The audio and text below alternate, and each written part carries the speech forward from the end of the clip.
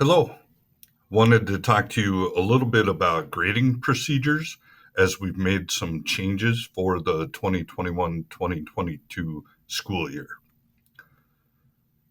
First, I want you to know this is what we believe with regard to the purpose of grading. Grading is to communicate where a learner is in relation to a standard at a given time. That's it.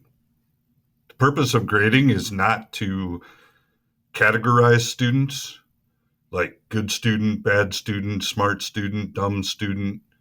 It is simply to communicate where a learner is in relation to the standard at a given time.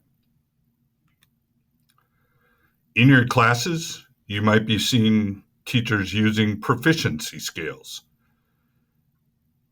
Number 3 on this scale is proficient.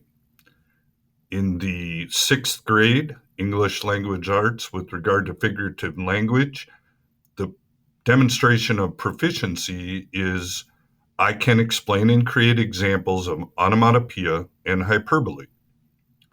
And students work in 6th grade English language arts to get to that level 3. You can see in level 2 some of the things that a student would need to understand in order to explain and create examples of onomatopoeia and hyperbole.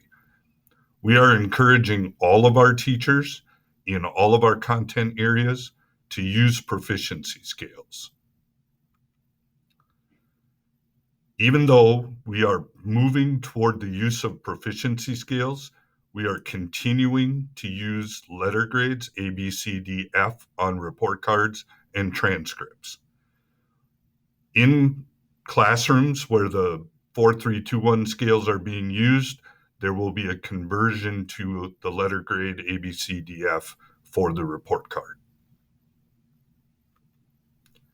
A little bit about grading procedures. Your grade is essentially going to consist of 2 components. One of them is formative assessments.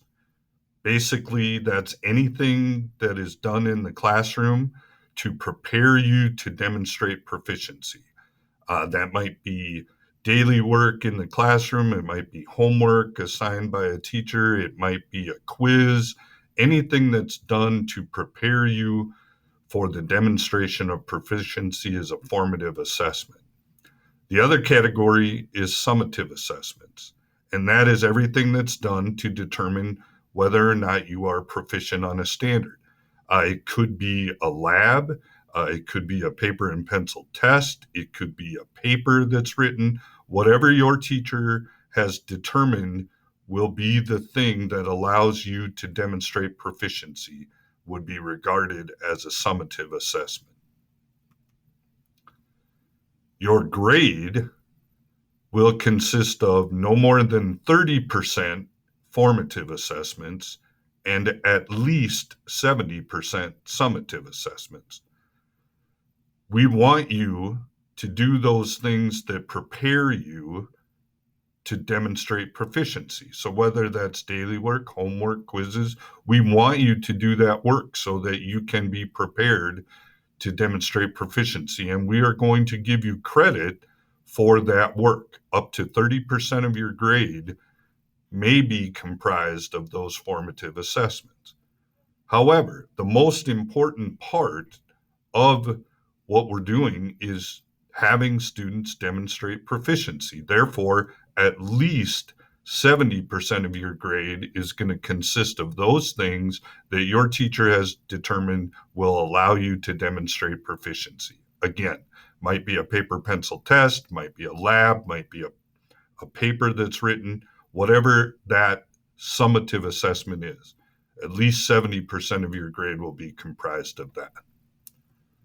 One other point, we do not believe in using zeros for students. We believe that no student should receive a score less than 50% of the possible points, with one caveat.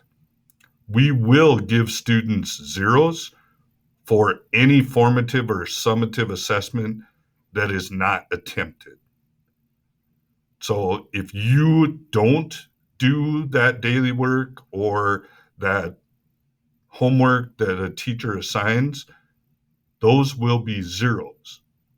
However, when you do those assignments, the lowest possible score you could receive would be 50% of the total possible points. Again, we encourage everyone to do all of the preparatory work so that you are most prepared to demonstrate proficiency. And again, we're trying to encourage that by saying if you don't attempt it, that's a zero. But if you do, then we're going to give you 50% of the possible points. If you have any questions about grading procedures, you can talk to your teachers or you can talk to me. Thank you.